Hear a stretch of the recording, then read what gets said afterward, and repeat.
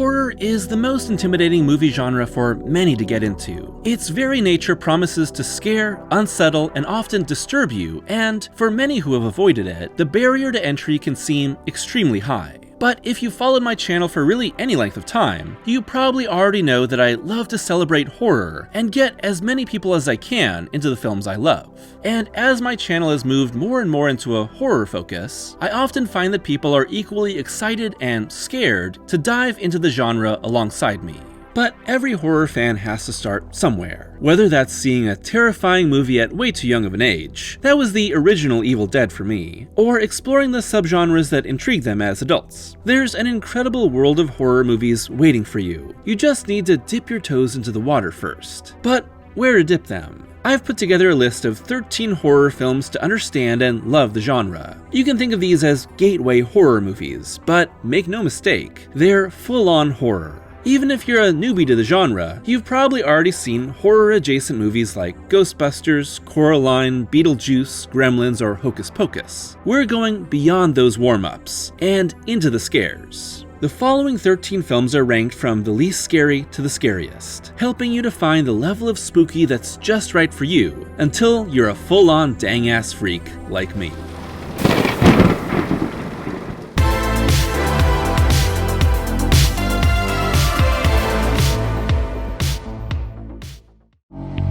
Number 1. The Lost Boys from 1987, written by Janice Fisher, James Jeremias, and Jeffrey Boehm, and directed by Joel Schumacher. Easily the most purely fun movie on the entire list, The Lost Boys really embodies the fun, campy twist on vampires that happened during the 80s. Here we follow a family that moves to the town of Santa Clara, California, only to get mixed up with a group of teenage vampires. Older brother Michael is quickly turned, but fights his blood-sucking urges, while younger brother Sam and his newfound friends look to save Michael and stake the monsters. Lost Boys is a pitch-perfect vampire movie, giving all the tropes and thrills of the subgenre without really any of the scares. Sure, there's blood-sucking and nighttime attacks, but they're mostly done in cool, overhead flying shots, and we're more focused on the threat of the vampires instead of the carnage they wreak. Instead, we get teenage rebellion, sexy sax playing, and a coming-of-age tale that's really about two brothers trying to understand each other as they grow up. The Lost Boys is just one of the many 80s movies that embrace the coolness of the vampire, letting audiences indulge in the seductive and fun nature of being a bloodsucker, while still making it seem like a curse. So if you like the idea of monsters and vampires, but don't want to be scared, this is the perfect place to start.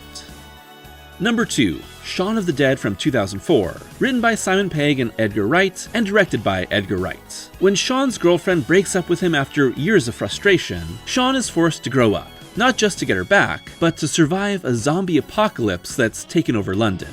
I think that zombie movies are a really newcomer-friendly horror subgenre. That's probably because the tropes of these movies are so well known that it's easy to jump into without being overwhelmed by the type of horror that defines these films. And while it's filled with references to past horror, Shaun of the Dead is super easy to jump into because it exists as essentially the platonic ideal of zombie movies. It's also a horror comedy, starting out as much heavier on the comedy before moving further and further into horror, as the zombies become more dangerous and the stakes get higher and higher. Its zombies also stay true to the classic version created by George Romero, as the film acts as a tribute to the Pittsburgh legend, while putting its own Richard Curtis-esque Brit romance spin on it all. With just enough exaggerated blood and guts to make you wince, you'll stay invested in the relationships at the center, while still worried about our characters' survival.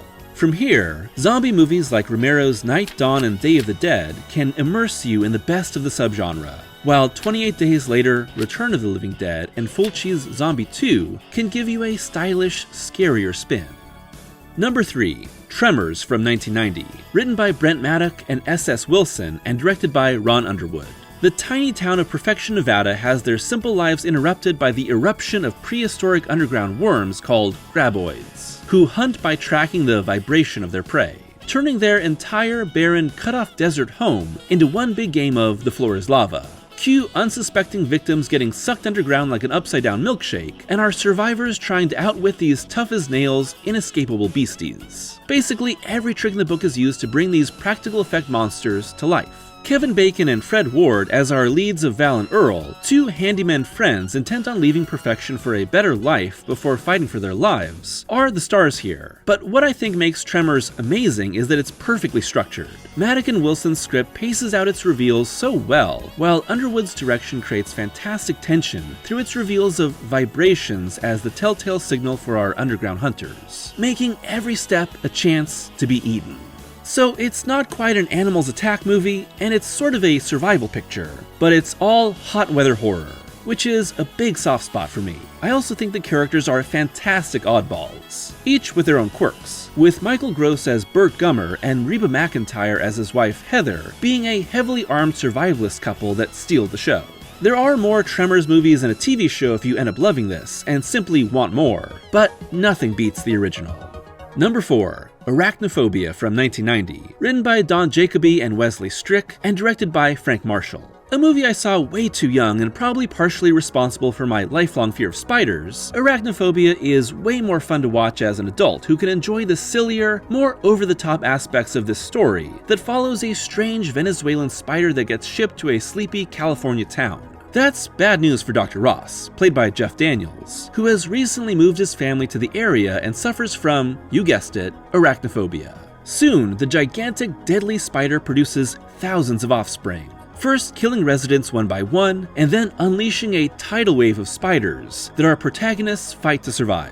And let me tell you, this movie will make you feel like something's crawling on the back of your neck. But I think just how extreme the spider infestation is, and the way the movie is structured like a roller coaster ride, makes this super enjoyable instead of just terrifying. Add in some really fun character dynamics and the comic relief of John Goodman as a cool-as-a-cucumber exterminator way in over his head, and you'll still be rocking with this, even with the fear of spiders. Fun fact, more than 300 Avondale spiders were used for this film's practical effects, herded with lemon pledge pathways and blow dryers. Outside of the real arachnids, I love its monstrous giant spider known as the General. Number 5. Poltergeist from 1982, written by Steven Spielberg, Michael Grace, and Mark Victor, and directed by Tobe Hooper. A family of 5 move into a planned community in California, only for their new home to become haunted by increasingly malevolent spirits that target and then kidnap their youngest, Carol Ann. And here come the evil trees, clown dolls, and hungry ghosts. It seems like Poltergeist is more known these days for the controversy around whether Hooper actually directed the film, or if Spielberg ghost-directed it. But it's the collaboration between the harder-edged sensibilities of Hooper and the family-focused whimsy of Spielberg that makes Poltergeist really special. It's a movie filled with spectacular sequences of both beautiful and terrifying spirits, with the film having an excellent structure, sense of pacing, and the ability to ramp up its intensity before relieving its tension with amazing character-focused scenes that make us really care about our central family. Craig T. Nelson, Jo Beth Williams, and Heather O'Rourke are all wonderful as a very normal family, but Zelda Rubinstein steals the show. To me, Poltergeist is a movie that may not scare you as much the older you get, but its emotional elements around a family struggling with loss and desperate for healing hit harder and harder the more you grow up. The last time I watched it, it laid me out and made me thankful when its totally insane mini fourth act started, free from the familial devastation that came before. Poltergeist retrospective coming soon. Number 6, A Nightmare on Elm Street from 1984, written and directed by Wes Craven. There are a lot of classic slashers that I could put right here. Of course, John Carpenter's original Halloween is one of the greatest, but I find that it sometimes doesn't play very well for people familiar with the tropes of the genre and not a huge love for slashers. While Scream is better for people familiar with the subgenre, and Friday the 13th needs a little more slasher passion to enjoy it. Craven's original Nightmare on Elm Street is perfect for people that want all the kills and chills of the slasher, but not so much the exploitation-related controversies. You're probably already familiar with Freddy Krueger, its setup of getting killed in your dreams, and some of the iconic scenes that come along with that. But the original Nightmare is still a fantastic and scary experience that could give you the bug for not just more Freddy, but more slashers overall. Of course, Robert Englund as Freddy is one of the great horror villains, and here he's a subdued, perversely happy killer, relishing his attacks with no one to stop him. I love the film's blurring of reality and dreams without it going too overboard like later sequels, and I think Heather Langenkamp's Nancy Thompson is one of the all-time great final girls, becoming a resourceful, haunted survivor who fights to stay alive instead of just lucking into it. A Nightmare on Elm Street is a pillar of the slasher subgenre for good reason. Number 7. Sleepy Hollow from 1999, written by Andrew Kevin Walker and directed by Tim Burton. I would say that, overall, Tim Burton's filmography is mostly horror-adjacent, or using the aesthetics of horror rather than being actually horror movies, like Pee-wee, Batman Returns, Beetlejuice, Ed Wood, or Frankenweenie. Sleepy Hollow, however, is his most true and most brutal horror movie. This is a modern adaptation of the Legend of Sleepy Hollow short story, telling the tale of Ichabod Crane, played by Johnny Depp before he became a real-life wine vampire, who investigates the existence of the Headless Horseman, played by a scarier-than-usual Christopher Walken. Here, the story becomes a collision of science and the supernatural in a super moody gothic world, punctuated by all sorts of grim flashbacks and brutal attacks. This has some fantastic makeup and practical effects by Kevin Yeager, blended with CGI by ILM that still holds up really well. Heads roll, lightning and thunder crashes, and an entire town is terrorized. Sleepy Hollow has all the spooky autumnal aesthetic that I think draws people to the horror genre and the Halloween season, even when they don't like horror movies, but also has the scares, kills, and surprising amount of blood that ranks this higher on the list. If you're familiar with the original story, or probably the Disney animated short, this is a great transition into a true horror update.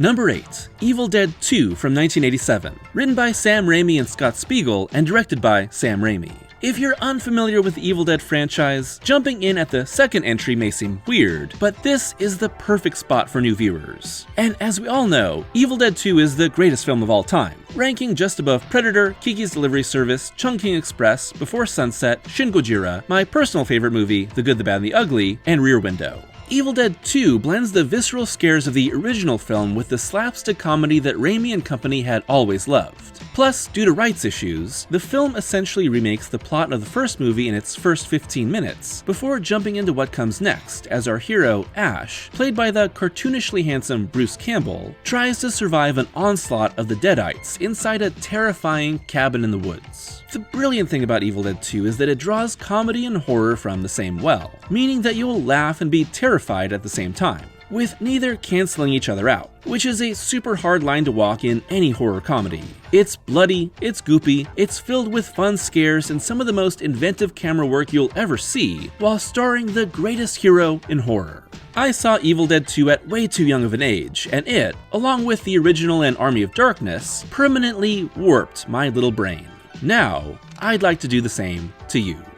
Number 9. Prince of Darkness from 1987, written and directed by John Carpenter. You can't have a horror list without the horror master himself, and while I considered The Thing and In the Mouth of Madness here, I'm going with something a little less discussed. The movie I think is John Carpenter's Scariest, Prince of Darkness. The movie's hook is insane. A Catholic priest and a group of quantum physics students discover a gigantic cylinder in the basement of an old LA church. Inside, the essence of Satan himself, prophesied to rise and bring about the end of the world. And as our small group tries to understand what's going on and what can be done to stop the apocalypse, the pure evil within begins to infect them and begin the end times. And like most of Carpenter's movies, it's done with a great atmosphere that works on a very small budget, bringing a classy, really well-shot approach to something that could be schlocky without his much more mature framing of terrifying ideas. Prince of Darkness is sort of like the siege movie structure of Carpenter's Assault on Precinct 13, but its pessimistic, apocalyptic ideas are more in line with The Thing and In the Mouth of Madness. Add in elements of zombies and supernatural madness in the face of overwhelming evil, and you get a dark and disquieting film that spends way more time ruminating on the nature of existence than you might expect. It's heady post-grad thesis meets flesh-ripping terror.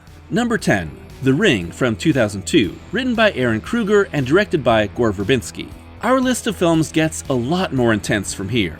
A remake of the Japanese film with the same name, The Ring stars Naomi Watts as a mom who stumbles on a cursed videotape, with anyone who watches it doomed to die in 7 days. And when her young son sees it, she goes on a journey to save him and understand the little girl seen on the tape. The Ring kicked off a big wave of J-horror adaptations in the US, but all you really need is this. Verbinski's film is pretty similar to the Japanese original, but as this is a gateway-focused list, I think newer viewers will have an easier time getting into this version, as it balances a more mainstream approach to horror with a creeping tide of unsettling psychological scares. The Ring seems like a much more conventional movie when it starts, but as our main characters and the movie draw closer to the story of Samara and the end of the 7 days, the film becomes more and more nightmarish, with sickly color palettes and strange images making the film a disturbing experience. There are a lot more Ring films, both from the US and Japan, so many that it's pretty confusing. But if you like this, then it's better to next explore the Japanese versions of The Grudge and Pulse. Number 11. The Texas Chain Saw Massacre from 1974, written by Kim Henkel and Tobe Hooper and directed by Tobe Hooper. Maybe the most infamous and well-known film on the list, Hooper's Texas Chain Saw Massacre has gained a reputation outside of horror circles for being a brutal and bloody experience. But the trick behind TCM is that it's actually almost entirely devoid of blood and carnage, because its creators were hoping for a PG rating. Instead, its R rating comes from the intensity and disturbing ideas within the film, instead of anything you actually see, as our group of friends encounter an outcast family of cannibals. TCM has so much to say about the end of the hippie movement, violence in America, meat eating, and the clash of cultures, but it's all transmitted through a very simple story that never actually says its themes out loud. It also has one of horror's most infamous killers in Leatherface, but despite him being a disturbing proto-slasher, he's also a confused and tortured byproduct of a truly messed up family. Hooper, the only director with 2 entries on this list, makes TCM into a visually and sonically disturbing experience, tightening the screws on his audience more and more as our cast is drawn into the spiderweb of the Sawyer family, until it's not just their physical well-being, but their very sanity that's at stake. A rite of passage for any horror fan.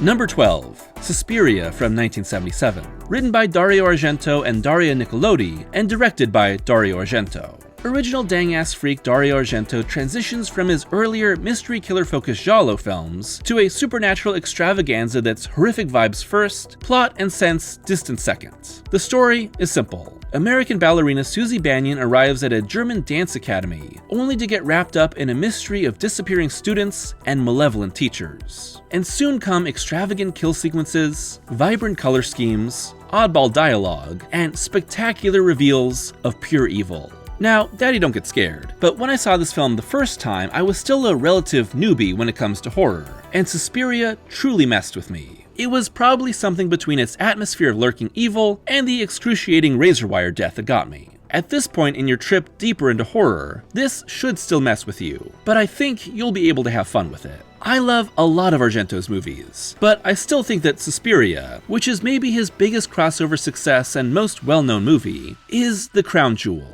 That's because Argento is at the height of his skills here, with partner Nicolodi turning the film into a kind of fairy tale. At first designed to star children, but then changed to young adults with little of the plot or dialogue updated. It's a visual feast and a sonic marvel, with prog rock band Goblin creating an unrelenting soundscape of evil. Suspiria is a nightmare you won't want to wake up from.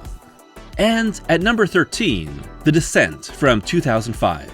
Written and directed by Neil Marshall. We've come at last to the end of our journey, and what has been a long descent into horror. So what could be more appropriate? The Descent sees an all-women group of friends embark on a spelunking adventure to bond after a previous tragedy. But the unexplored cave quickly becomes a death trap that puts all their lives at risk. Under pressure, their fractured friendships splinter. And that's before the hungry underground humanoid monsters come into play. The Descent is an unrelenting survival story, but it's also just as much about grief, depression, and friendship, compounding mental torment with physical danger. And while most of the film was shot on sets, the lighting, shot composition, design, and acting are so convincing you'll feel like it was somehow really done underneath the Appalachian Mountains. The sense of claustrophobia and natural danger is so high that you really don't need the crawlers to make this scary. But once they arrive, The Descent becomes one of the scariest movies I've ever seen, while still being a really compelling relationship drama played out in a situation no one would ever want to be in. Marshall's movie is intense, scary in many ways, and very bloody. making it the final step here, after you've experienced everything that came before. Once you've fully steeped yourself in the many different sides of horror, you can feel free to explore a lot of different avenues, going down the decades and through the many different subgenres that make horror endlessly exciting. Other films that I think are really easy to jump into from here include Zombieland, Scream, The Shining, The Witches, 1408, Alien, and of course, the filmography of Don Bluth. Want more gateways into other genres? Let me know, and together we can conquer film. But, you know, in a fun way.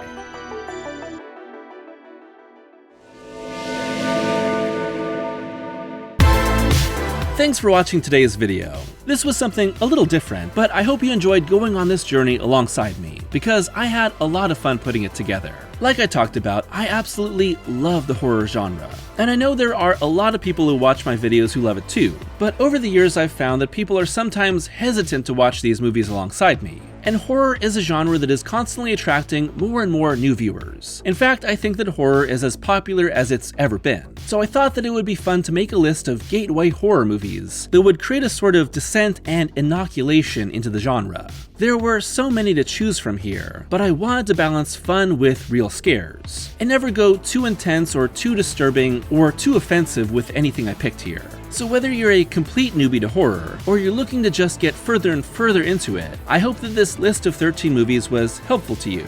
And even if you'd seen them all, I hope you had fun with this. I'd love to hear your thoughts on the best horror movies for new fans to watch to get into the genre, and anything you'd like to include here alongside mine. Also, if there are other genres that you'd like this sort of list done for, whether it's westerns or sci-fi, or martial arts or action or samurai, or anything else really, I'd love to hear your suggestions. Because there is an endless world of movies out there that I love to get people into. As always, a huge thank you to my patrons for their continued support. And if you'd like to be a patron, it's only $1 a month for early access to every video, and exclusive Patreon-only podcast reviews, with my Patreon bonus episodes now deep into the films of Hayao Miyazaki. So until next time, I hope that you're taking care of yourselves and getting deeper into horror.